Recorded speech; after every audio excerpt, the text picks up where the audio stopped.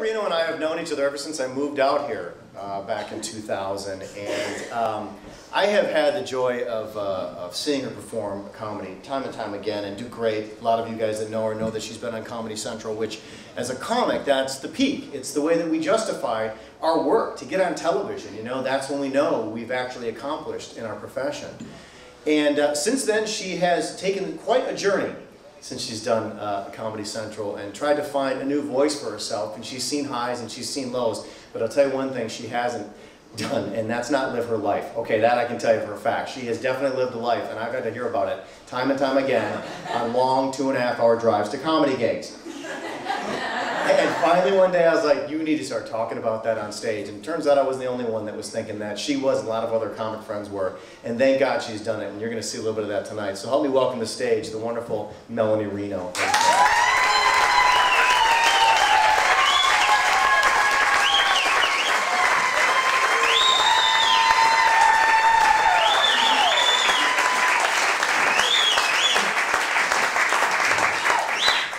Thank you. Keep it going for Brian. Wasn't he great? Did you guys all get a brownie? Yeah. You guys feeling funny yet?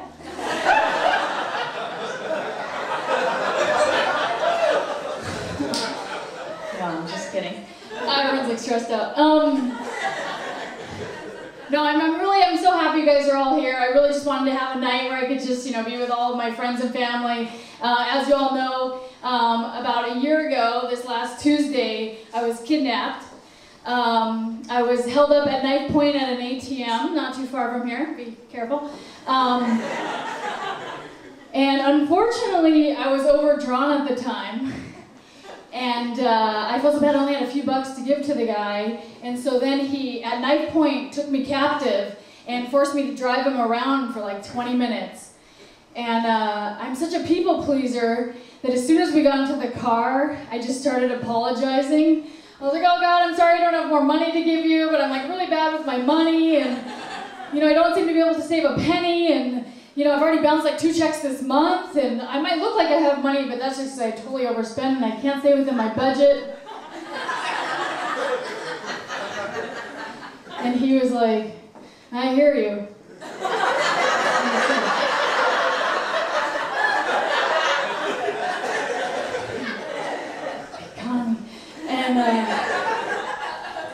So then we're just like driving around trying to find like a nice dark place for him to rape me in.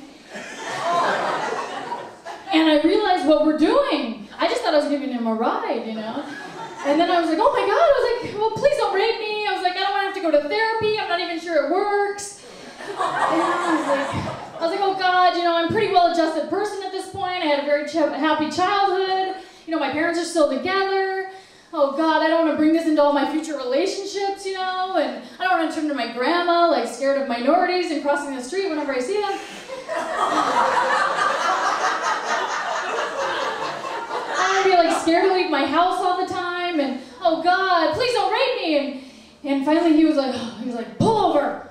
And I pulled over, and he's like, I'm getting out.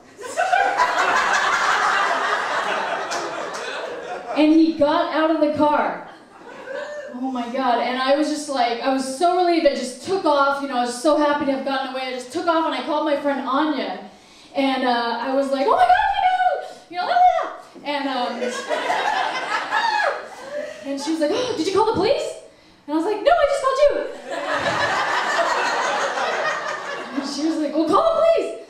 And so I called the police, and they came over. And I was really excited because a real-life CSI agent came.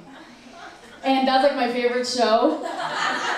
So I was hoping that they were going to send someone, so I'd been preserving evidence like since the attack.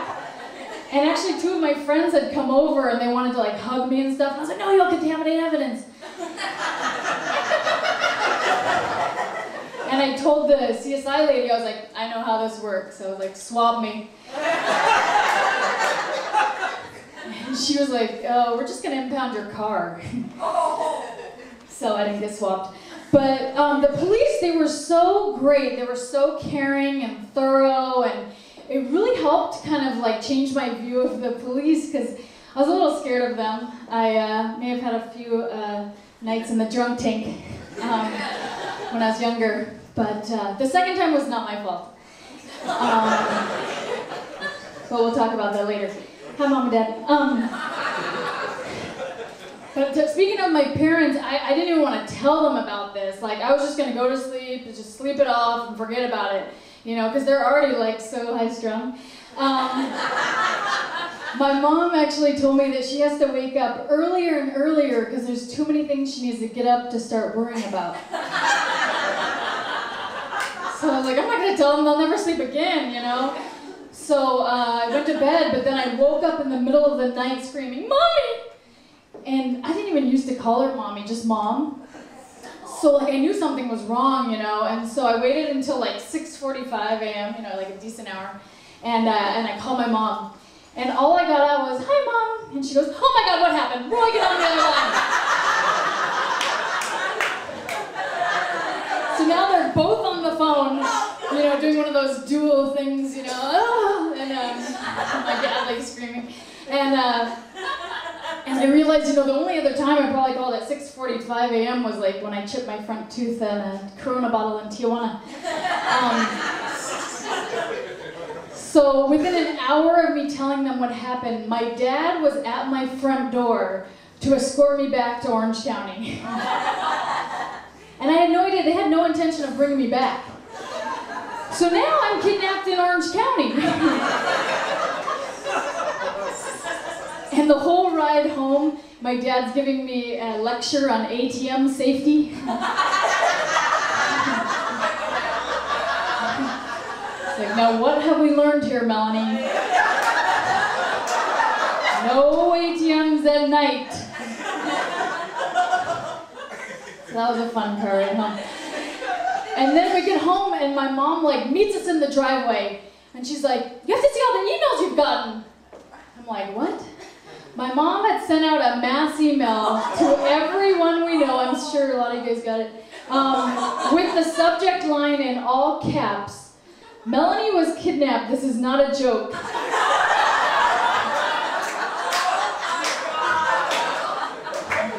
That was kind of a mass email queen. And she's like, look at all the replies you got. And I was like, well, gosh, you know, with a subject line like that, I hope people weren't like, delete.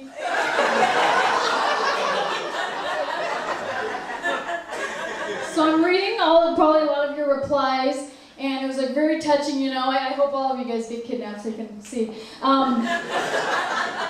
But I'm reading them, and I realize everyone's falling into like one of three categories. You know, it's either like, oh, Melanie, gosh, we're so sorry this happened. You know, our thoughts and prayers are with you. If you need anything, let us know. We'll be there. And then there were these other ones from like my uncle and my cousins who were like, you know, my guy cousins who were like, you know, we're going to cut off his balls and feed him to our dog.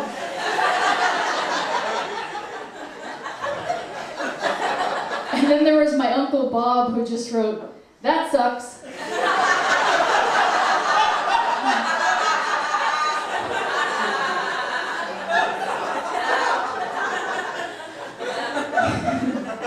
He's funny. Then I get a phone call from my sister, and she's crying. And she's never shown any emotion towards me besides sarcasm. I finally got to see that my sister loves me. It only took a kidnapping. So that was cute. But then after that, my parents made me get a tetanus shot because I had a very light knife scratch across the neck. There was a little bit of a struggle that I didn't mention before in the car, and he may have touched my boobs, but I can't really blame him.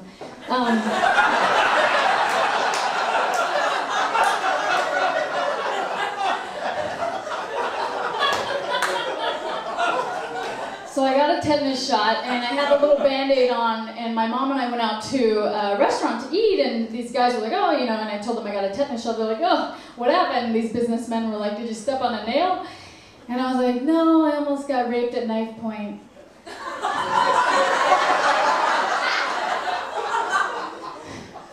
And then when we went to pay our tab, they were like, oh, those guys got it. They picked up our tab. So then I started to think of like all the things I could get out of with this excuse.